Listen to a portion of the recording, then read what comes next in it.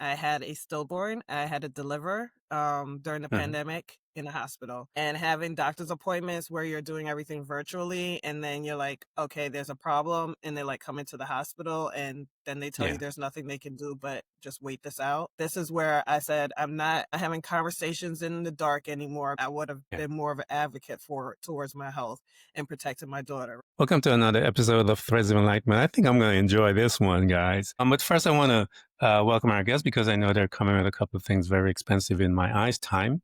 24 hours has been offered to every man and woman on this planet. And what we do with that 24 hours, I'm telling you, it's going to expose your sins because how you treat time will tell me how you treat you. The other is the journey. The journey is a powerful creator. It created us. It allowed us to get in touch with self and it deposited a few things in us. And we want access to that. That is wisdom, knowledge, insights, understanding. All of those things were deposited as a result of the journey. And so we want to honor Nicole for coming because in order for her to give us access to that, she has to become vulnerable. We want to create a space by which she can rest. And we thank her for coming to share so that you and I can become better human spirits while we're here on this beautiful thing called Earth. Nicole, thank you so much for coming to Threads of Enlightenment.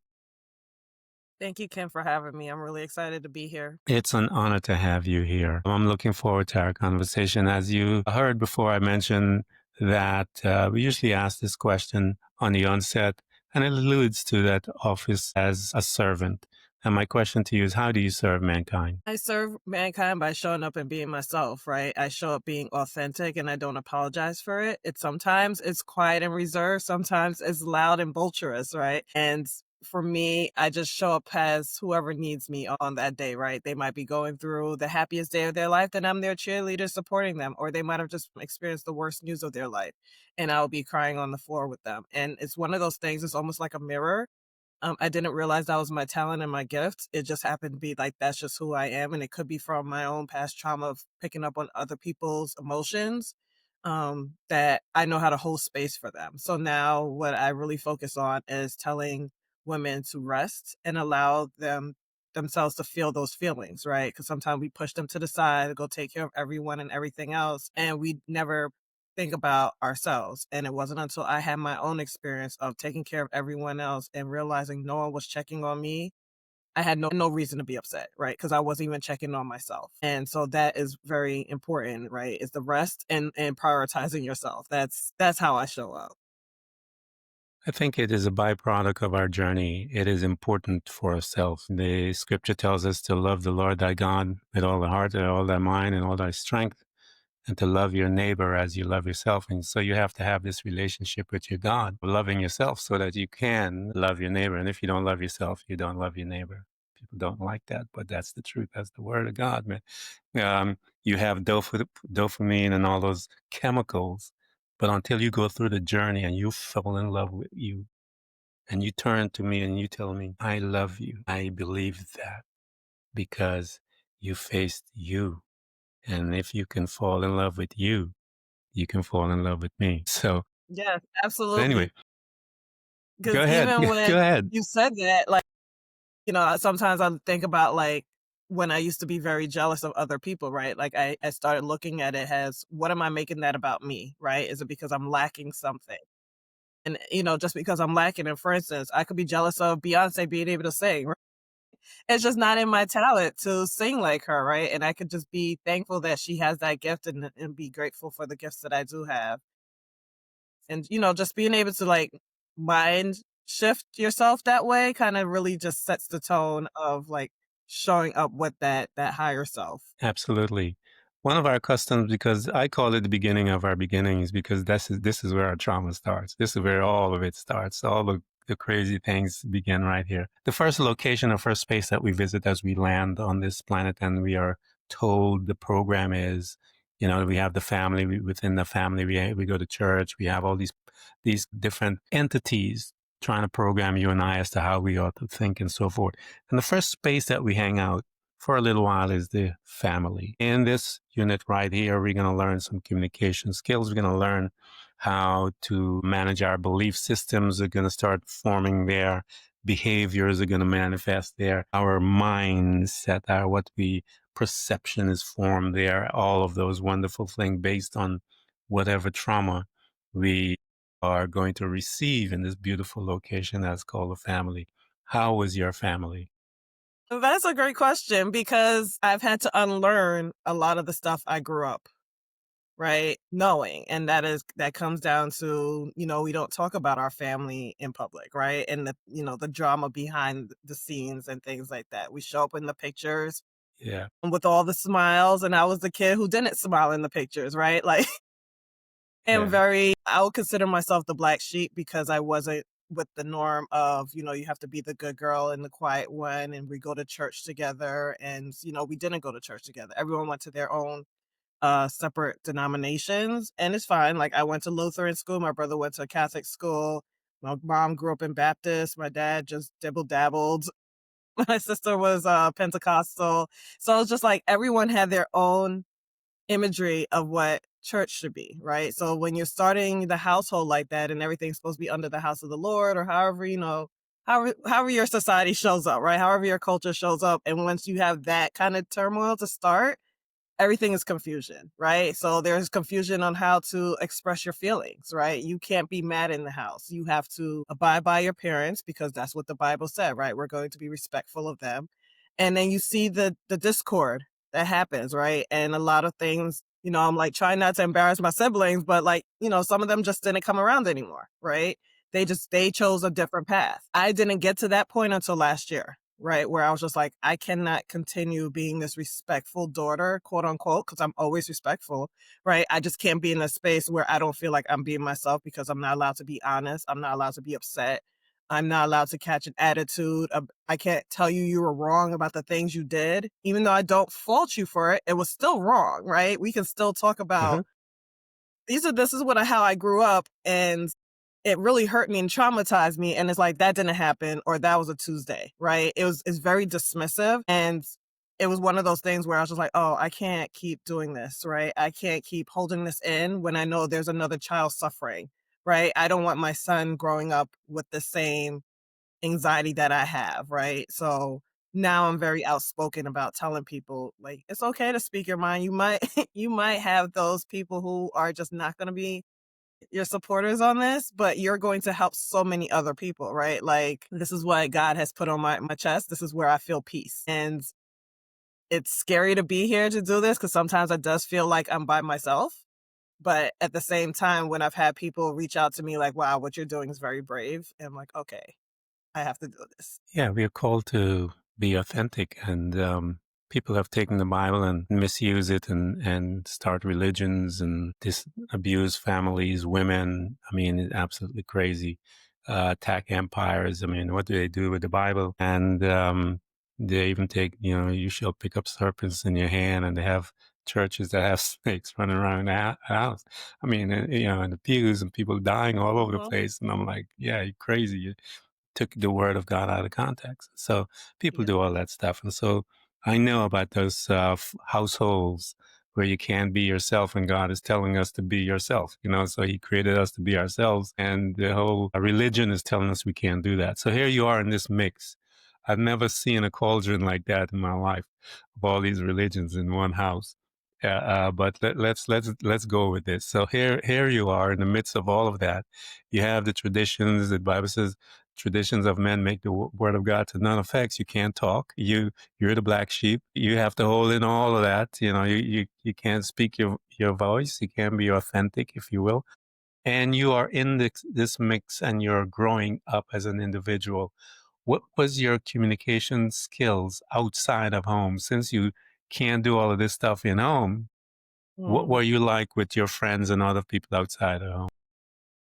So, depend on the friend. I was either a very quiet person and you had to get to know me for me to reveal. And then once I felt like I could trust you, then I could not shut up, right? Like, to this day, I'm the same way where I need to just talk to you and just tell you all the things that I've been basically bottling up inside my household, right? Like, I've been quiet this whole time. Now I get to speak. And of course, you end up being a little bit more of the wild child, right? Like, I sought the attention of boys. I think my Uh-huh. sister said since I was 4 years old, right? So I've been boy crazy and all the things, and I wanted to impress them. And and all of this stuff before. Right now, I'm just like, absolutely not. Like, you got to do a lot to entertain my energy.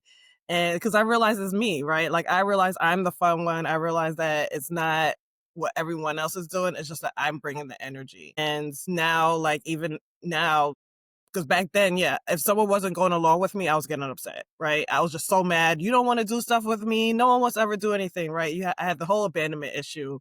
I still do to this day. And now I'm at peace with it, right? Like, oh, you don't want to go out? It's okay. I've already made plans. I already had plan B, D, A, B, C, D, E, F, G Yeah. listed on here, right? So, like, I can always see the difference of where I used to be versus where I am now. And I'm like, oh, wow, Nicole, you've grown a lot.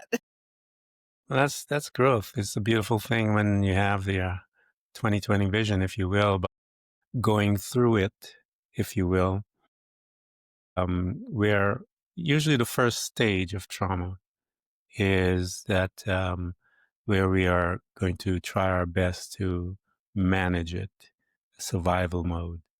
And in the survival mode, we'll come up with all kinds of stories to deal with the trauma.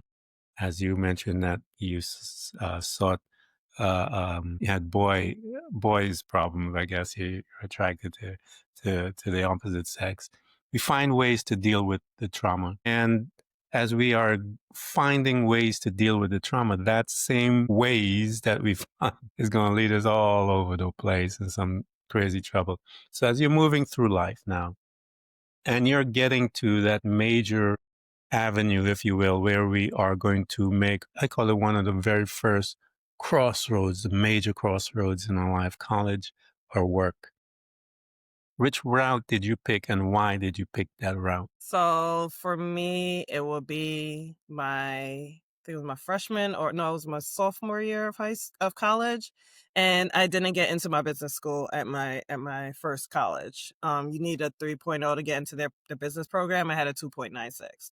And, of course I had a boyfriend then, and I didn't ask people for help. I didn't say, "Oh, I need to buckle down and just do it." I just accepted, "Oh, well, I guess I'm not doing this." And the guidance counselor told me, most students, when they don't get into the business program, go into Africana studies. And at the time, I'm like, what am I going to do with an Africana studies degree, right? Like, my family's all about education and image, right? Like, I can't go home telling them, oh, yeah, I'm getting my bachelor's in Africana studies. And now look at me, got the Africa earrings on. I literally was looking at Kenya this morning. Like, it's going to happen. I am going to leave this country. And just under like seeing how that happened where, okay, I'm not going into this school, right? I'm not getting into this program. And my parents told me I need to just come home. I was too distracted from the boys. So of course that was the only option. So I went home. It probably lasted a month and just trying to abide by their rules again, right? I left, right? I didn't say anything to anyone. I just left. At that point, my mom was calling like, "I'm gonna cut your phone off if you don't answer. I'm calling the cops." And, I was 18, maybe 19, and I was like, "I'm not coming back." I'm just not, right? I don't know what's about to happen, but, like, my spirit is just like, I can't live in this household anymore, right? Like, there are things that keep happening, and it's I know it's been wrong, and I can't keep living like this. And, I didn't say it that eloquently back then, but, with therapy and years of thinking about it, it's like I didn't run away. I left, and I told you I was leaving, right? I was telling you that it was too much pressure. And going through that transition of, being a college dropout at that point, right? Working minimum wage, I think it was $5, maybe $7 an hour, and then I got pregnant.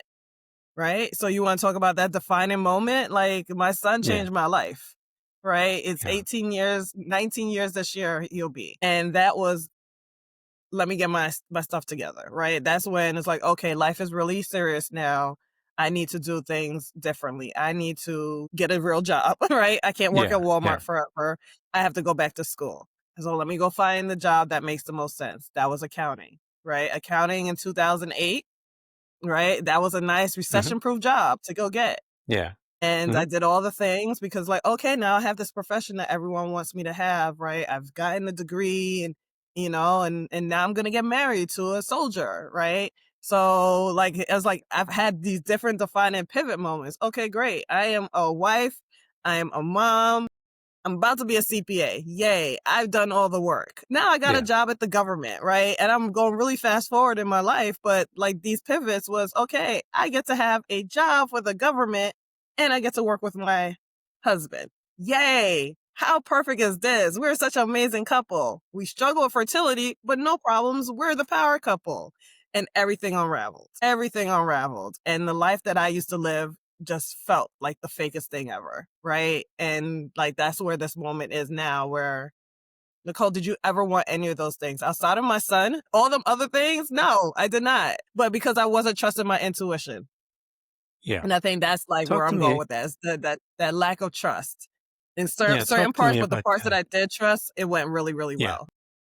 Talk to me about that. Trusting your intuition. What was your intuition saying to you, Nicole, that you, and why weren't you trusting it at that time? You broke up a little bit. Say that question one more time. Your intuition, why didn't you trust it at that time? What was it saying to you basically? Because those inner voices are pretty loud, and you got to be Yeah. really skillful in shutting it down. So Yeah. what was it saying to you at the time? That I couldn't do it, that I was not capable. It was my mother's voice, right? I heard every negative Nancy, and that's what I call her, in my head. Like, who do you think you are to think you can go do this, right? Even now as an entrepreneur, right? But now I know how to silence her. Like I put her in the back seat. Sometimes she has to be muzzled, right? And just say, oh, okay, I understand where you're coming from. It's your fear. It has nothing to do with me.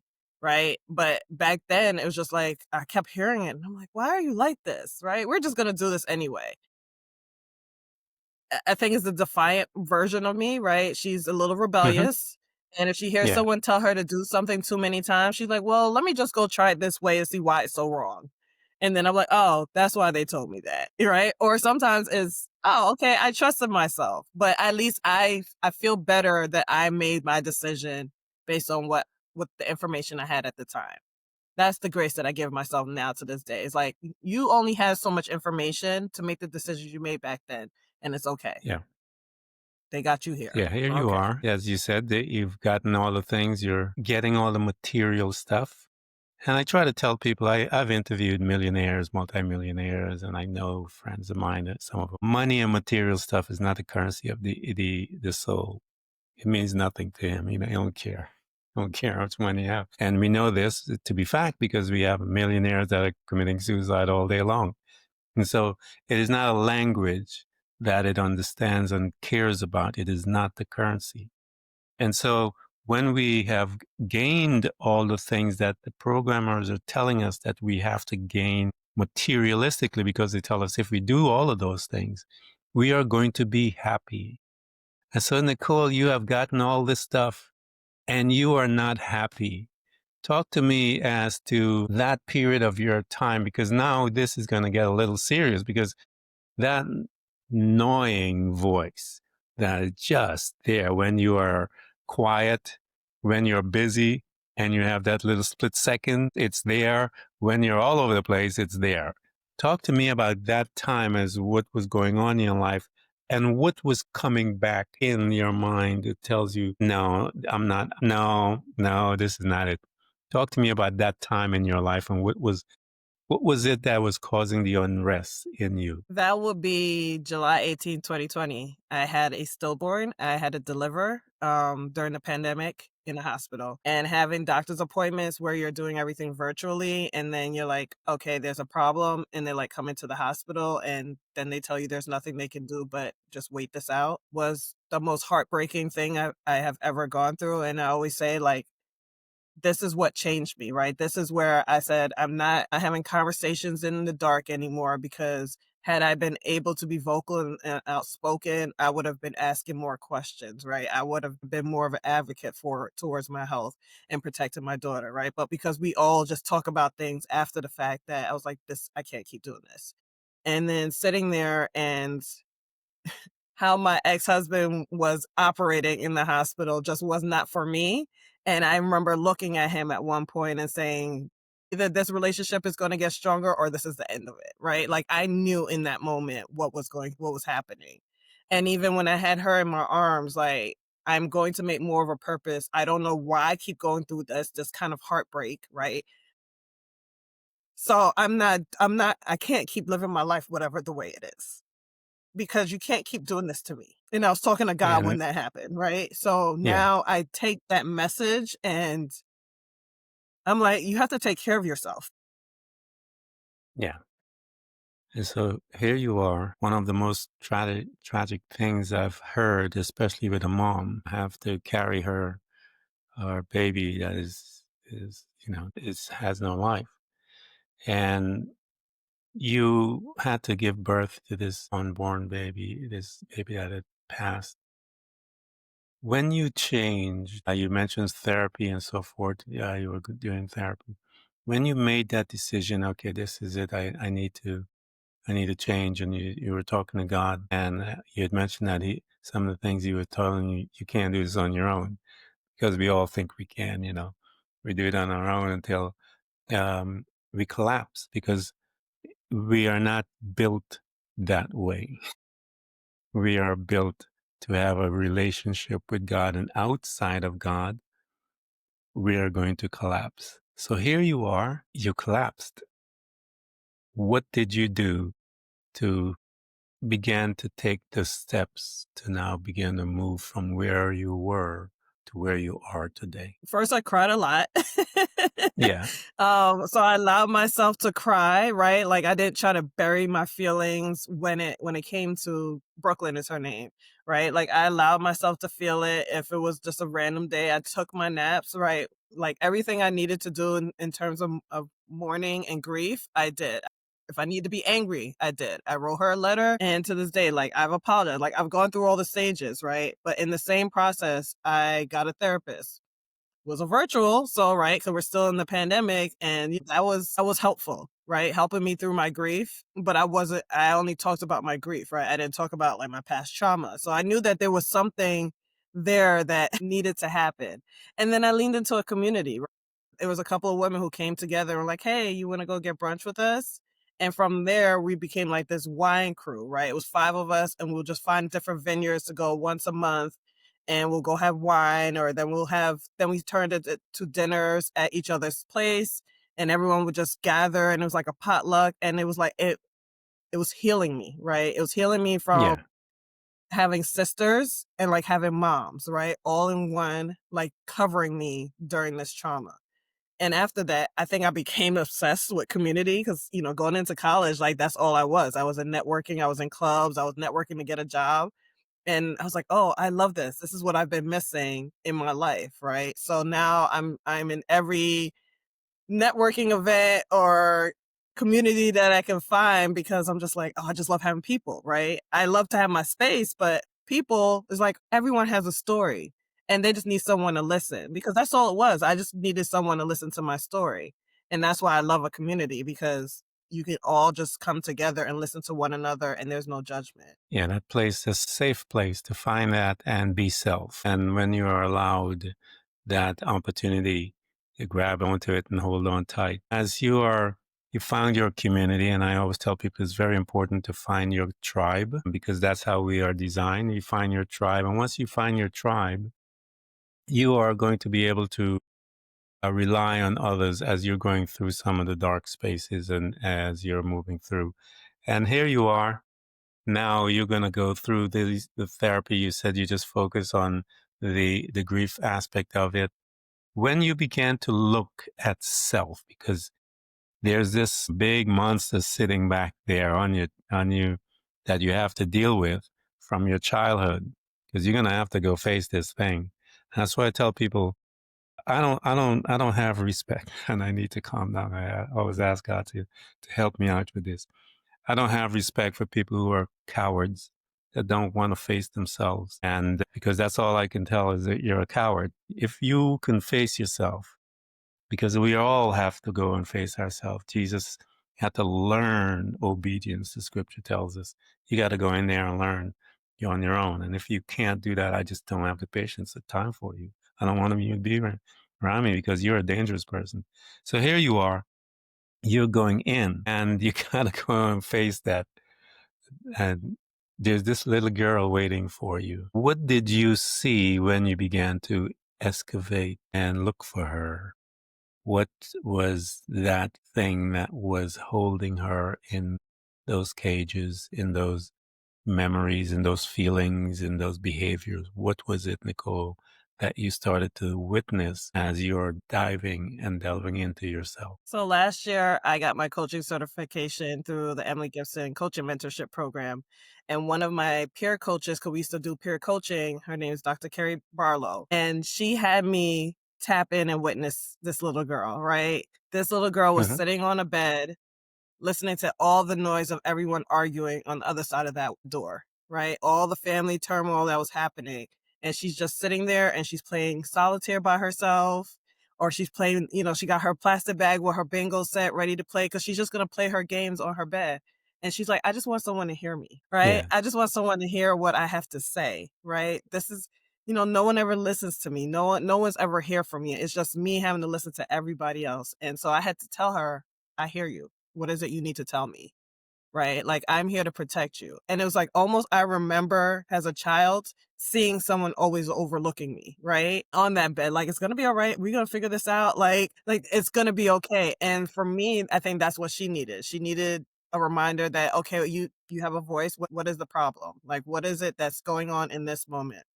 And then I tell her now, like, when she wants to appear, like, okay, I understand what you just said, but you know that I'm the adult now and I'm going to protect us. I know you didn't have that protection before, but I'm your protector and I'm going to be watching over you. And that is how I am able to kind of hold space for her still to this day and still tell her you're not needed in the forefront, right? But it was literally my coaching certification helped me through that last year. And it's just like, so when she appears now, the other coaching program, they had us see her. And well, they didn't actually ask for her, but she appeared during my meditation and we are going through an elevator. And it was just my current self going down to the first floor to see my future self.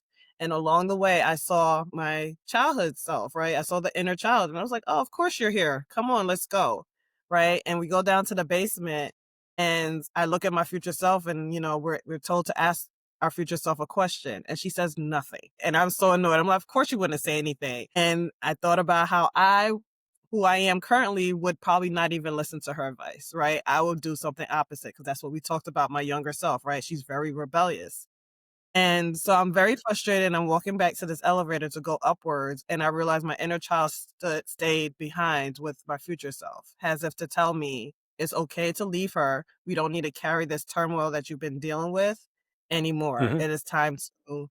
It's time to go to the next level and you don't need to keep carrying this baggage. I'll take care of her and I'll protect her. I don't know if that answered That's your question. beautiful. No, that's a beautiful But my inner imagery. child, she's there. Yeah, it's a beautiful imagery, and I hope those that are listening understand the process because it's a beautiful process that Nicole talks about. It's all about healing that young individual because I remember that young individual and myself having to deal with it. And even a couple of days ago, I had a vivid in my meditation, had a vivid picture of the times and the reasons, the specific reasons and the vision I saw it when I became quote unquote a people pleaser and the reason behind me becoming a people pleaser. I saw that in my meditation with this young man, this young boy, and very impactful, very healing, gives me the opportunity to heal. And the healing goes on and on and on. I've been on this journey for a while. And so it is designed until you die. And you're going to be learning all the way there. And I think you're going to be learning beyond that as well. So here you are in your coaching class because it has to be some arena whereby that is going to be dealt with, where you have access to that individual and you're now beginning to deal with her, cuddle her, give her the space to move forward.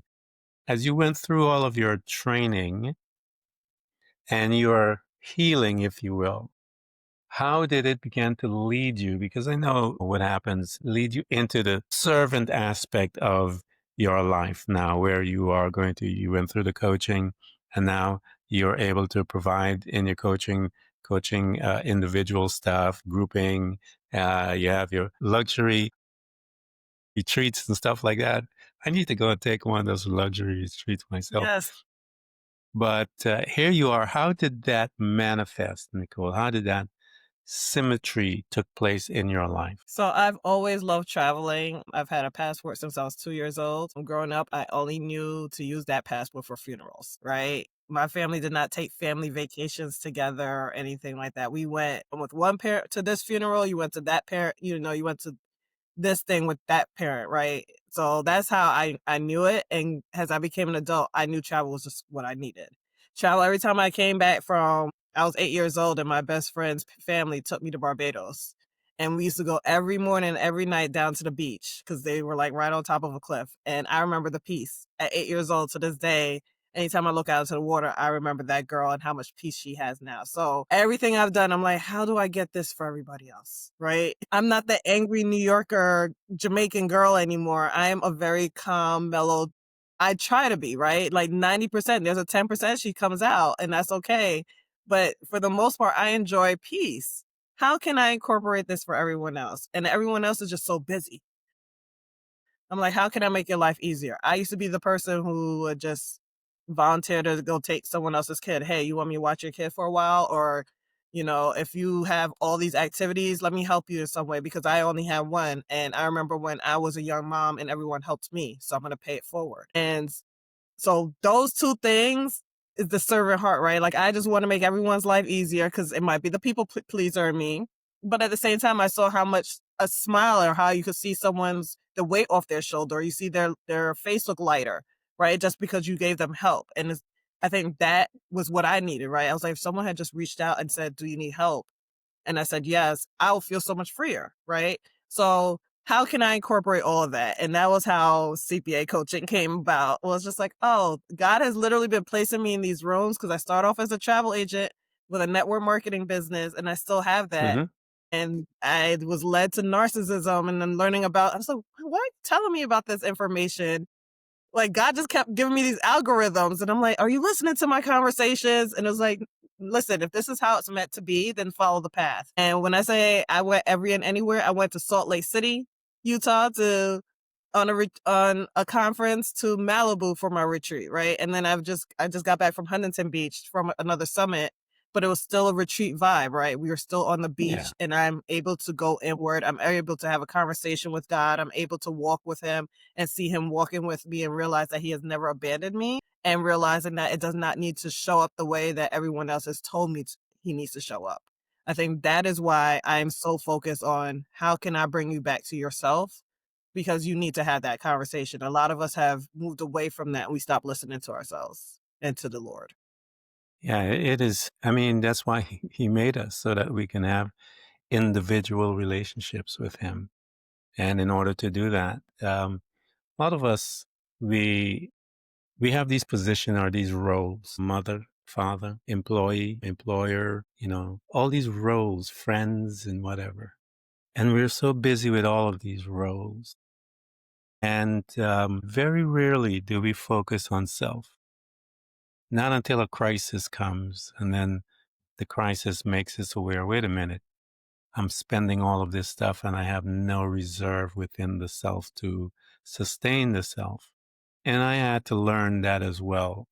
All of us pleasing people, we have no boundaries. We just, everything is all rosy dozy and whatever. We just love to make sure that people are taken care of, because we lack something.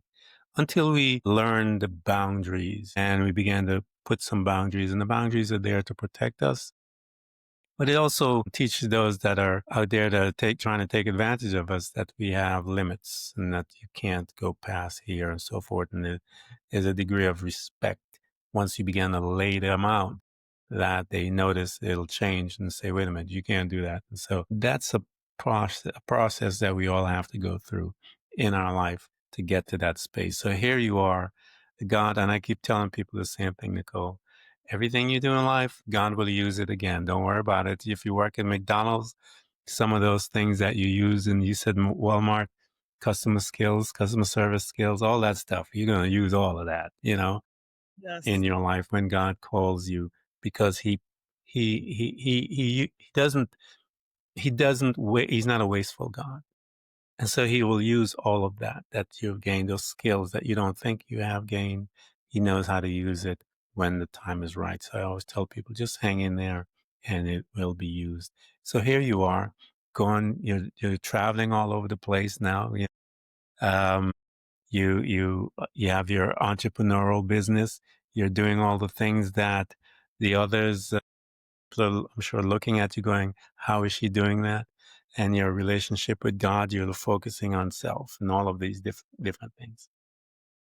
You have a mic, Nicole, and this mic is plugged into 8+ billion, I think is a little more than 8 billion people of us on this planet. What is your advice to us? My advice to you is to rest. I have no other way to say it, and rest does not mean just closing my eyes at 8 o'clock, right? Or for 8 hours. It is stopping all the distractions and just having a moment outside or wherever you feel safe, wherever is your safe space, and giving yourself even 5 minutes to just check in with yourself. Check in on how your body is feeling, right? Is your back hurting? Maybe your posture is off. Maybe your feet need a massage. Maybe you need a pedicure. I don't know what it is for you, but until you stop and truly stop and rest and have that internal dialogue, have a board meeting is what I call it, right? And figure out what it is that is going to give you joy and clarity and be okay with it, right? Like you might feel guilty, like, oh, this is terrible because the kids are not going to like this, or my spouse is not going to like that. Like cut all of that out, right? Just hear yourself first before you put in all the objections and all the reasons why it can't happen. And then once you put it out there, then ask yourself, how can it happen? How can I make this happen? How? Because clearly that download came for a reason. It didn't come out of nowhere. I'll be real, right? At first I was like, who said that? And I realized it was me, right? So that's why I say have that internal board meeting. So yes, rest. That might have been And a so lot of let me ask advice, you but another question. Let me ask mhm. you another question. Here I am. I'm a nut, as I am, one of crazy people, and my life is all over the place. And I was listening to this podcast, and I heard that you are this, that you have this star coaching thing for me to help me out. Mhm. When a client of yours presents, for those that are listening. And I encourage you guys, we're going to provide all of her links so that you can get to her link, her space, and, get one of those luxury things, man. But you got to start somewhere. You got to start coaching, start coaching.